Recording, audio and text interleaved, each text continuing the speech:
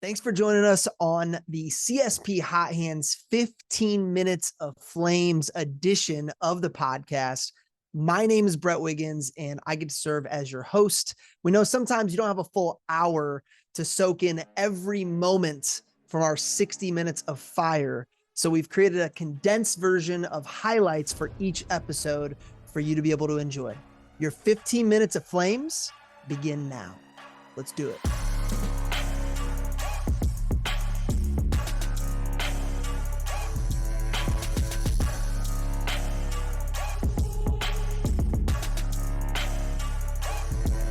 Maintain now, because I think service, you always want to do right by your customers. You're going to go the extra mile is what I've known you to do.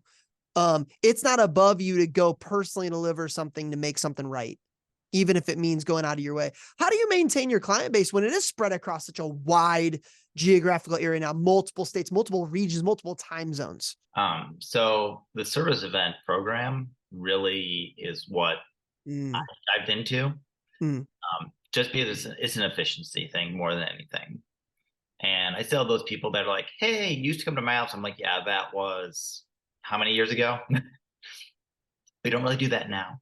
But I just explain, hey, if I'm driving around and doing appointments, I can do like 3, maybe 5 in a day if I'm going crazy.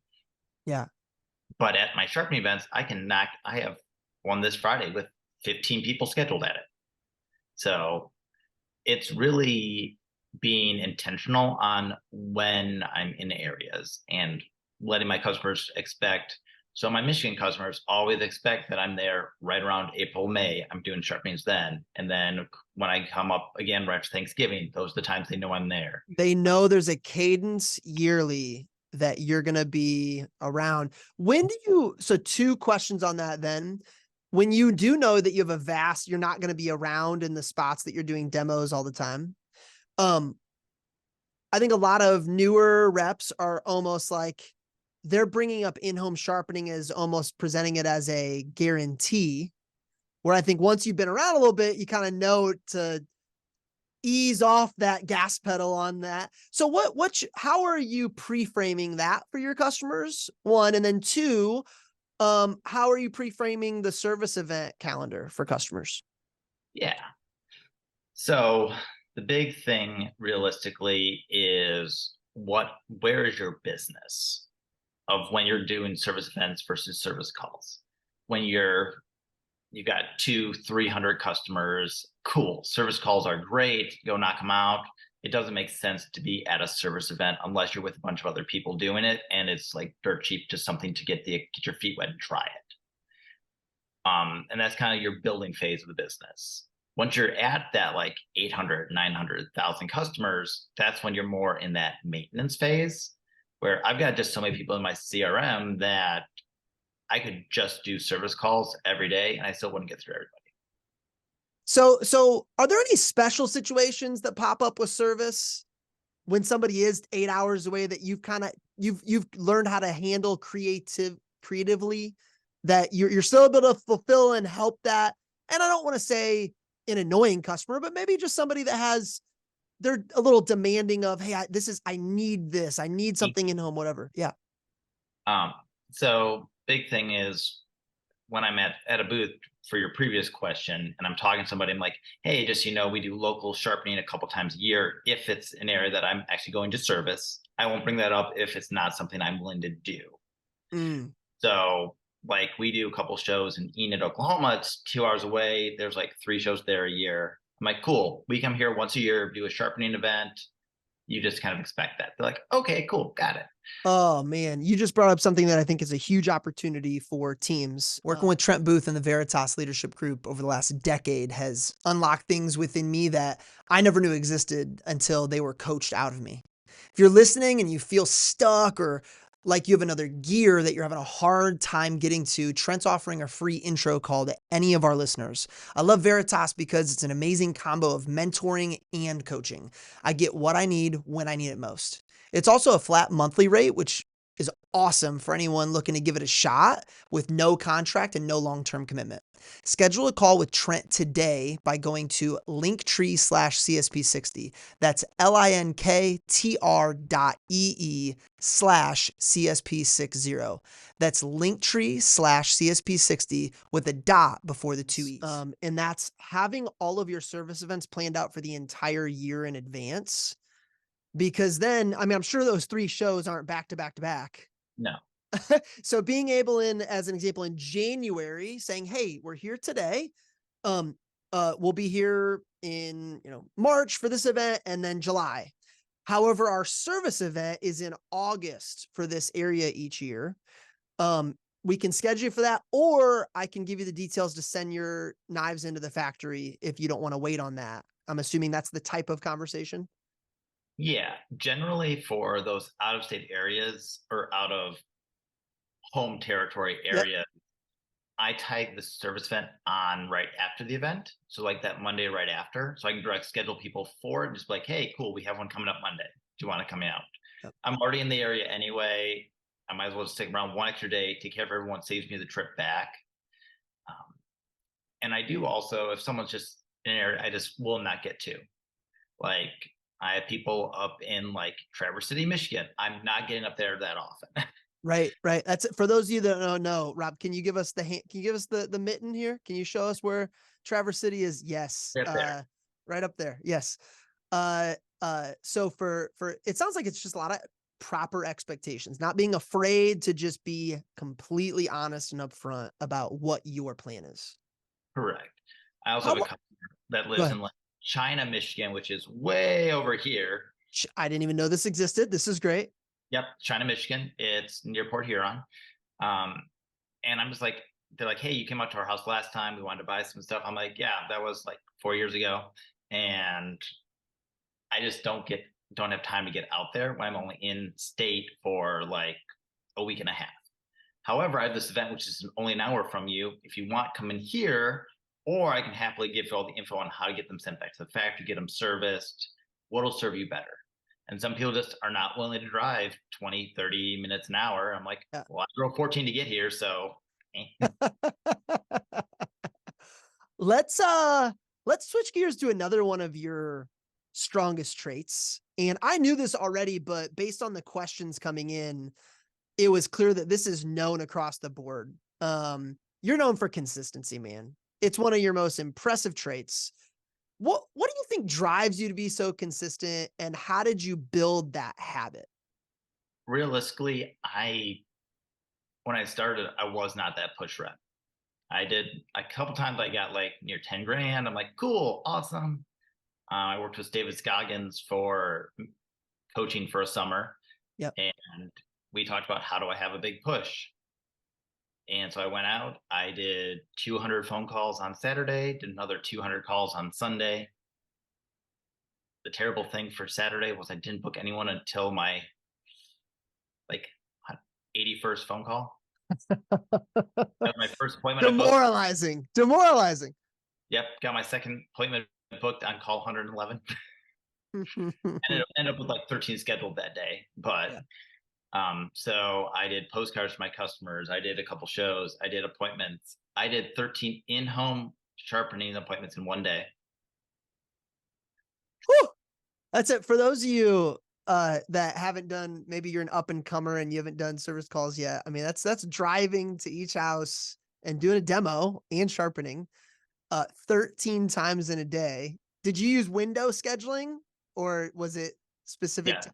I was Yeah. doing window scheduling, Yep. and if I finished early, I was just calling people that were in the area, like, "Oh, hey, you're within 2 miles. Let's call you." And I stopped by, basically, and Yep. I did. I sold like 2 grand that day. It was terrible. Yeah. Next day, So I you sold 4,500. so you go after this big push, you really go all out for it, and is that the moment that you're like, I'm just not a push rep, I'm gonna lean into consistency? I mean, what was it for you? That push, I wrote up like 125 orders during the push. The most I've done during a push is 175 orders, which is just dumb, but it was awesome.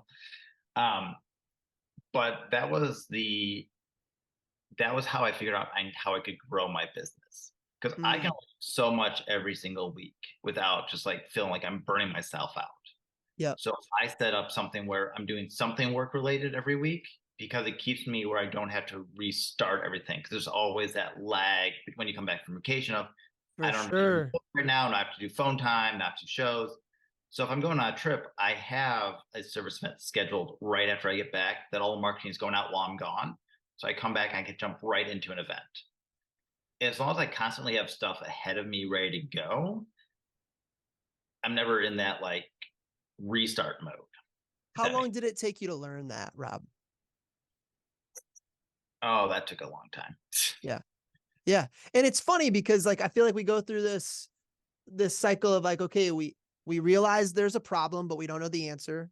And then after we get so frustrated with that, we end up finding the solution. So we know what the solution is and we don't do it. And then we don't do it long enough that we get so pissed off at ourselves that then we finally do it. It works. We do it for a little bit and then we stop doing it. And then eventually now it feels like for you, you're in that phase where it's a habit. It's internal. It's just part of your business. Yep. Um, I can coast for the year and I'll sell right about 400 at this point. it's got to be a good feeling to show up January 1 and know 400's kind of baked in.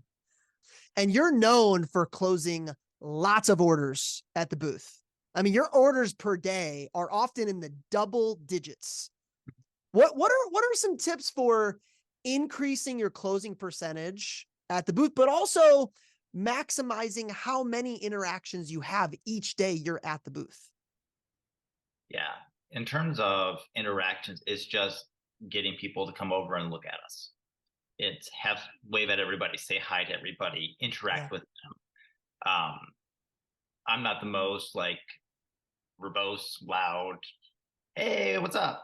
I'll wave and say hi and Yeah. talk to people. That's why usually I'm with someone else in the booth that's very, very outgoing and extroverted. And I'm like, bring people over for us.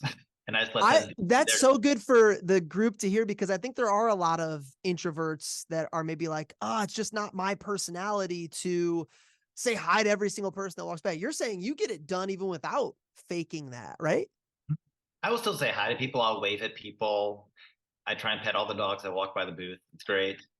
Um, but I will just work with whoever I'm with and be like, hey, this is your strength. If there's not people at the booth, I'm gonna let you just draw people in because that's what you're great at, and it'll be make the booth better in general. Dude, was there a moment for you where I'm sure as a new events rep, was there a point in time where you tried to be the outgoing, say high energy person at the booth? And then was there a point where you shifted and said, hey, this person's good at that. I'm going to lean on them. Was there a moment that you made that switch?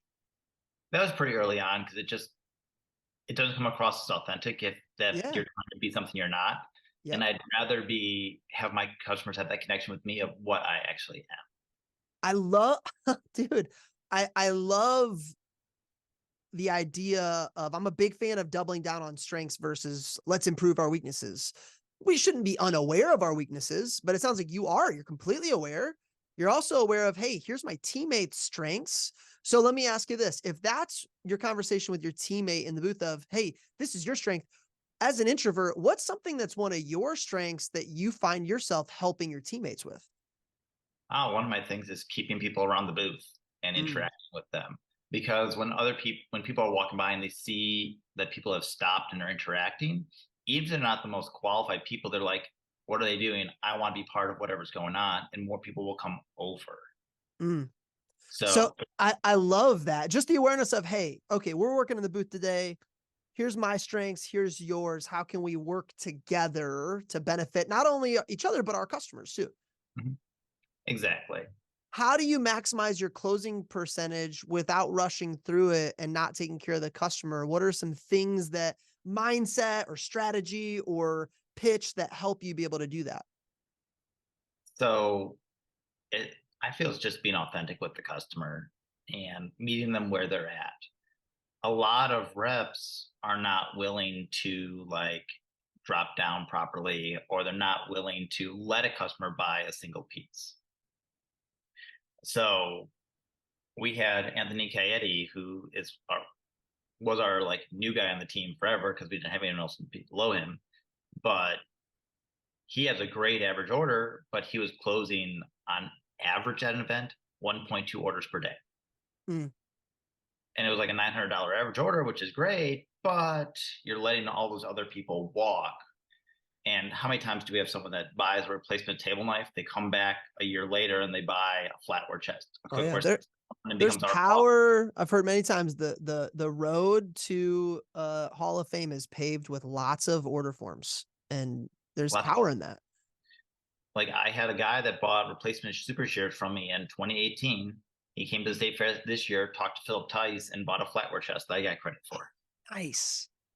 So it's finding where they're at as an okay for a yes. So even if it's a trimmer on a toupee, I'm okay with that. And sometimes we have those, even if they're post dated. Like what's holding a newer rep back at the booth from taking the time and dropping down and being just as excited about a toupee trimmer? Maybe not just as excited, but happy about that and happy about an ultimate set. Like what's the missing ingredient there? They're worried about their paycheck. 100%. So that was one of the big things when I was coming up in the business was you are going to go out, you're going to do appointments during the week. So you come into the event and you've made enough commission to cover all of your booth expenses. So you're just there to work, have fun with people, and you're not stressed.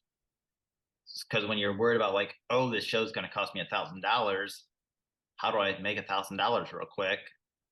Then you're like, you're coming across with commission breath and very like, hey, you need to buy versus cool, let's find out what makes sense for you and just make a good, fun experience for the customer. You just drop the term commission breath on the pod? Because we're making shirts immediately. If so, Rob Steiner commission breath shirts are happening. If you're still tracking and categorizing all your own expenses, I have a message from your CPA. Stop. If you're listening to this podcast, chances are your goals include growing your sales. And one way to do that is delegating admin responsibilities by trading time for money. Rising Stock and MyBooks.pro is exactly what you need. Rising Stock is an all-encompassing financial tracking and coaching program where MyBooks.pro is exactly what it sounds like. They just do your books. You can choose to just have them track your expenses or take advantage of everything they have to offer. Do your business and your CPA a favor by scheduling a free intro call today at linktree/CSP60. That's linktr.ee/CSP60. That's linktree/CSP60 with a dot before the two E's. Thanks for listening. And for some of you watching, I want to remind you that all resources from today can be found at linktree/CSP60. That's linktr.ee/CSP60. That's linktree/CSP60 with a dot before the EE. If you want to be a member of our live Zoom audience for one of our upcoming shows, email bwiggins@vectormarketing.com. That's BWIGGINS@vectormarketing.com. If you loved what you heard today, I'd be honored if you followed, subscribed, or even rated us on whatever platform you use to find your 60 minutes of fire. We'll see you next time.